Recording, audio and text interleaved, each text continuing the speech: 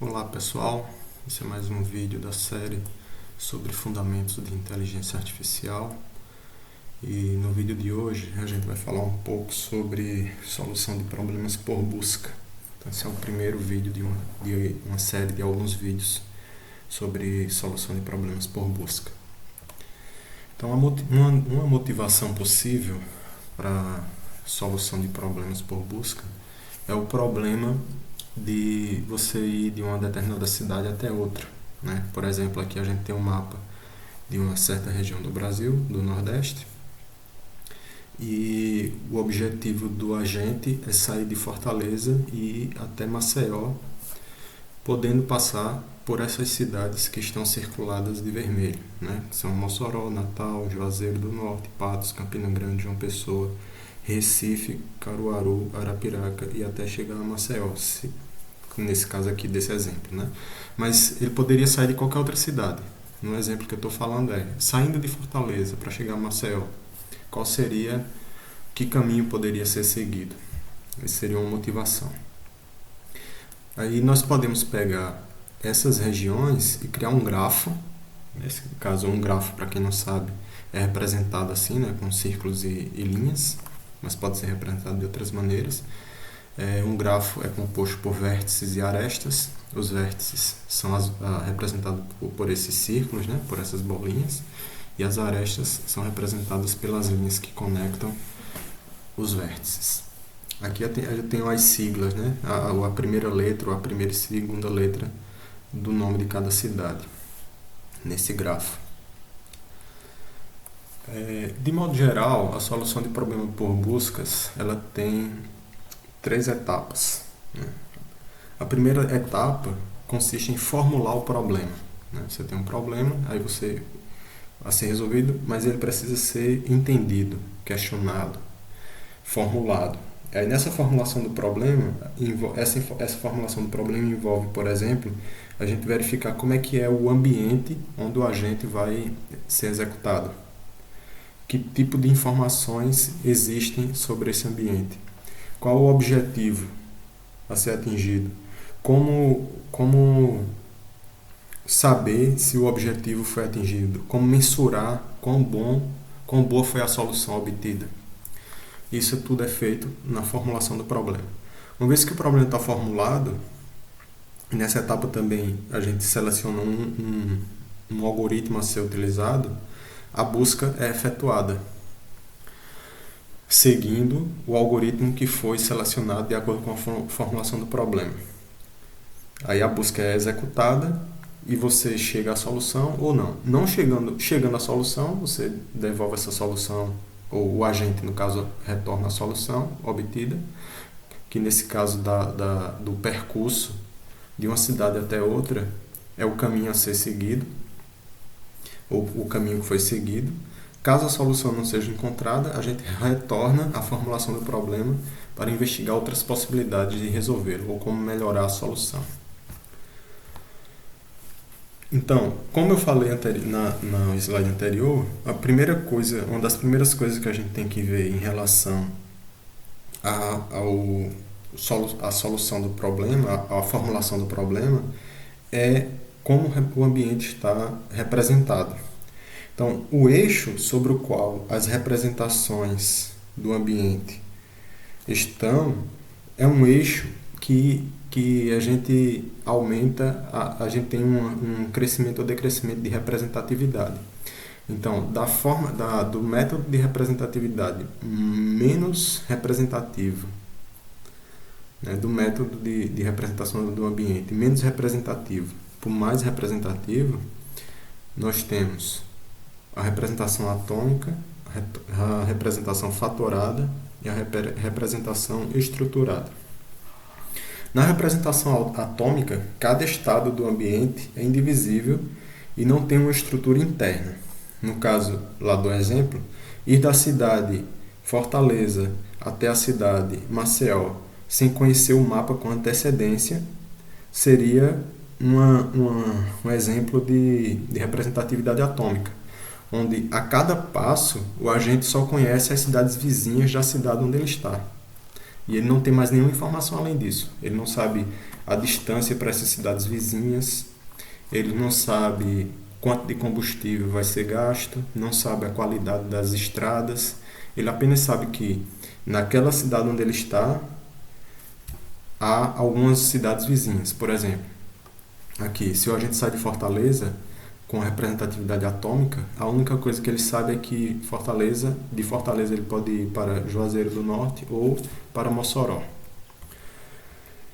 Na forma de representação fatorada, cada estado cada estado em que o agente pode estar é dividido em um conjunto fixo de variáveis ou atributos. Então agora nós temos um pouco mais de informação, né? Nós temos informação, por exemplo, sobre as distâncias de uma cidade para outra, a cada momento, a cada passo. Nós podemos com isso representar incerteza. Então, por exemplo, aqui, se a gente agora tem uma representatividade fatorada, nós podemos ter informação também sobre a distância de Fortaleza para Juazeiro do Norte e de Fortaleza para Mossoró. E aí nós podemos ter também informação sobre a qualidade das estradas, informação sobre se há postos de combustível no caminho, e com isso nós podemos fazer alguma mensuração sobre a incerteza da busca. Na representação estruturada, nós podemos adicionar variáveis e novos objetos que estão relacionados ao problema de fazer a busca, né? No caso de sair de uma cidade para outra, nós podemos incluir informações sobre: será que existe a possibilidade de ter animais no caminho? Né? E qual seria a relação entre ter animais no caminho, como vacas soltas, se você está passando por região rural, vacas, cabras, algum tipo de animal solto na pista. Então você pode ter informação também sobre outras variáveis, como, por exemplo, se a rota que você vai pegar contém muito transporte de carga, muitos caminhões andando lentamente. E aí traçar as relações que existem entre essas variáveis que você está estruturando na sua busca e o tempo que vai ser necessário, se o tempo é a variável que você quer minimizar, o tempo que será necessário para chegar lá na cidade-alvo.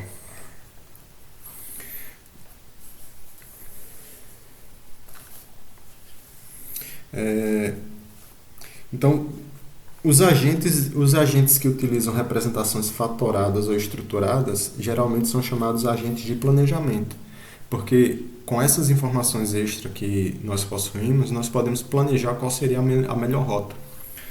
Agora, nem sempre nós temos essas informações. Então, se você considerar, por exemplo, você percorrer um labirinto, o percurso dentro de um labirinto é um tipo de percurso que geralmente você não tem informação extra, agregada.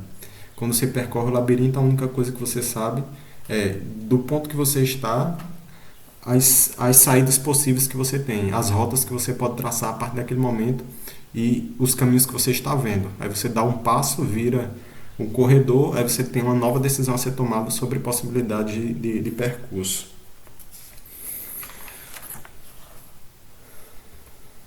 Então, a gente pode dizer que a solução de problemas ela envolve essas etapas, né? Então, primeiro, qual é o estado inicial? No caso lá do mapa, qual a cidade em que o agente está de partida, qual a cidade de partida.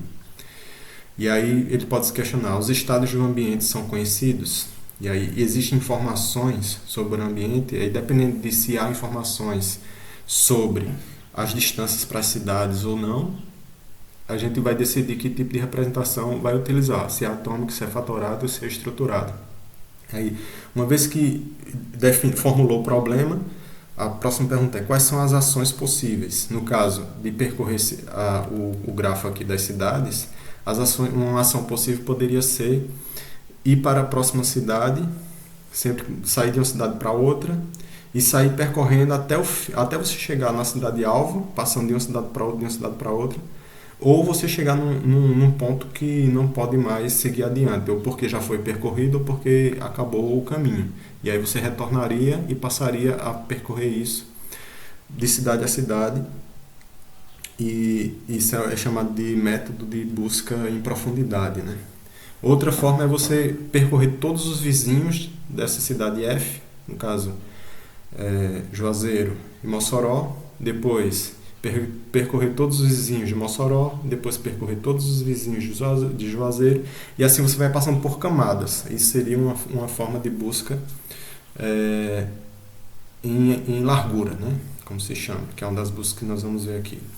Agora, o que cada ação executa é justamente o que eu estava dizendo. Se ele vai adiante, sempre a partir de um nó, ou se ele percorre todos os vizinhos do nó antes de ir na profundidade.